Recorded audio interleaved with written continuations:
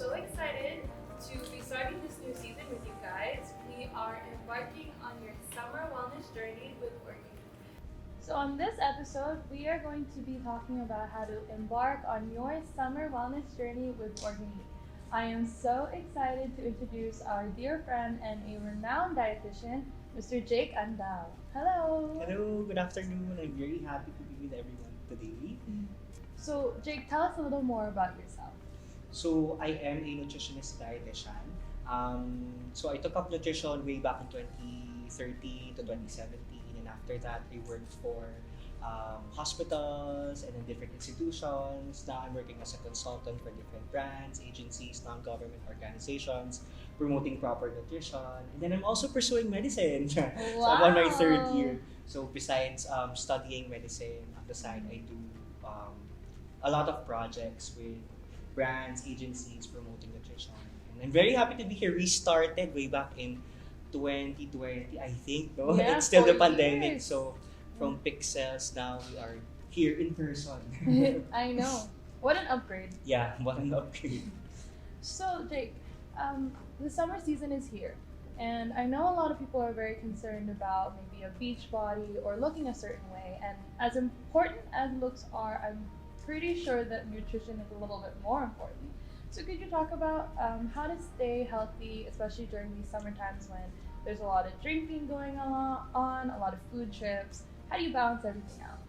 So mahalaga, isipin natin na starting your fitness journey should not have a time. No? You shouldn't start your fitness journey just because summer na, or just because magta-travel kayo, Yeah. or dahil pupunta kayo somewhere. So, dapat isipin natin yung fitness journey, parte talaga siya ng ating routine buong taon.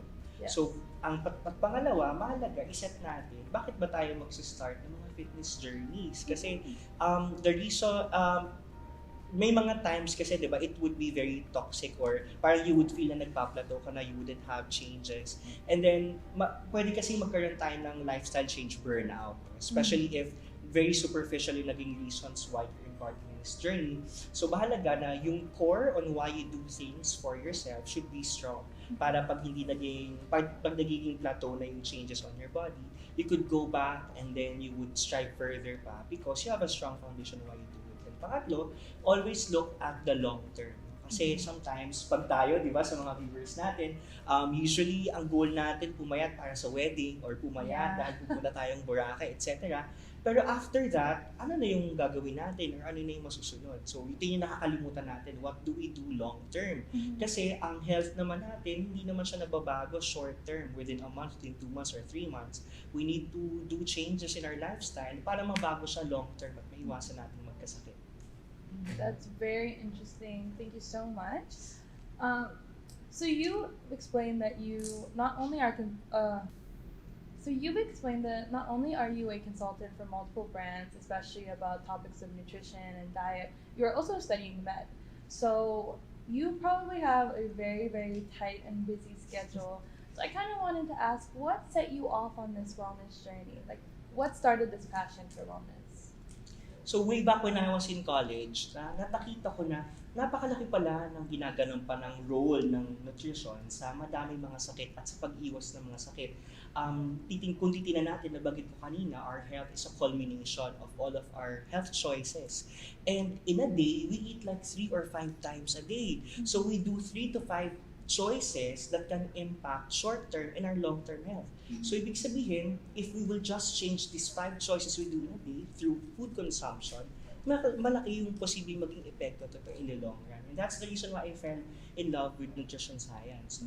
So I also took up my master's in the same university sa UP, and then I studied about antioxidants. No? And then doon ako na-inspire na ang laki pala ng role na ginagampanan ng antioxidants sa pag-iwas ng maraming sakit at hindi lang pag-iwas, pati sa treatment ng iba't ibang mga disease condition. So that passion that I learned doong BS and MS, natutunan ko na baka pwede nating pursue pa ngayon na I'm taking up Doctor of Medicine. And also, the reason why I also try to be fit myself is because I want to be a beacon or an example to my patients and my future patients as a doctor din, na alam mo, kung kaya ko magkaroon ng isang magandang lifestyle, healthy lifestyle, despite my busy schedule as a med student, as a dietitian, as a consultant, or in the future as a doctor din, kaya din nila.